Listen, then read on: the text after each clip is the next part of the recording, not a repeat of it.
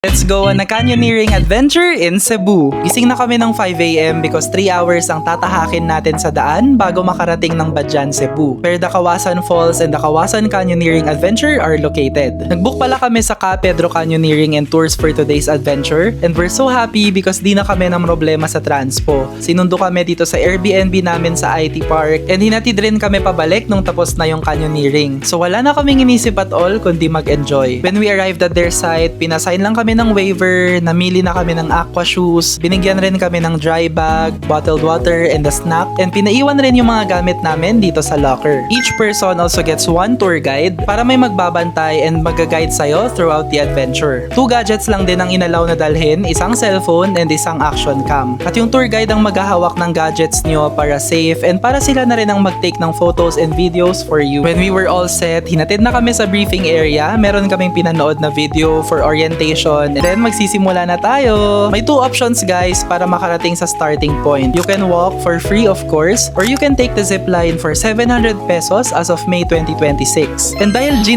tayo, syempre magzi-zipline tayo, which was fun kasi we're starting with some adrenaline rush, and also mas maaga natin masisimulan yung canyoneering. May iba-ibang levels dito ng tatalunan. You will also do slides, floating, swimming, and a lot of walking. Okay ba kahit hindi marunong lumangoy? Yes, di rin ako marunong lumangoy, pero may life vest naman and your tour guide will take care of you after every jump. Pwede ba mamili kung saan tatalon? Yes, hindi naman required lahat ng jump, so you can use the alternative route. But of course, it's still fun if you challenge yourself a little more since nandito ka na, why not try, diba? Anong best time para mag-start? I think anytime between 6 to 8 AM. Start kami around 8:30 AM and wala pa naman masyadong tao. May mga kasabay lang kami na 2 to 3 groups. So imagine gaano ka-chill if mas maaga pa kayo magsisimula. Magkano lahat ang nagastos? We paid a total of 3,700 pesos each. We paid 3,000 each for the canyoneering package na may kasamang pick-up and drop-off sa Cebu City, plus 700 pesos for the zipline. However, 2,000 pesos per person yung regular rate nila guys if hindi nyo i-avail yung may kasamang transpo. May mabibilhan ba ng pagkain? Yes, along the way may madadaanan kayong nagbebenta ng ihaw-ihaw, and of course we had to buy kasi gutom na rin kami by that time. May madadaanan rin kayong sari-sari store so you can buy water or snacks. And since wala kaming dalang cash, pwedeng ipalista muna lahat ng bibilhin and babayaran na lang pag nakabalik na sa site nila. Our last stop for this canyoneering adventure is Kawasan Falls. So here is Kawasan Falls guys. After natin magpagod, we're back to Ka Pedro. Dito na kami kumain ng lunch kasama to sa package. And dito na rin kami naligo and nag-freshen up bago kami ihatid sa aming Airbnb.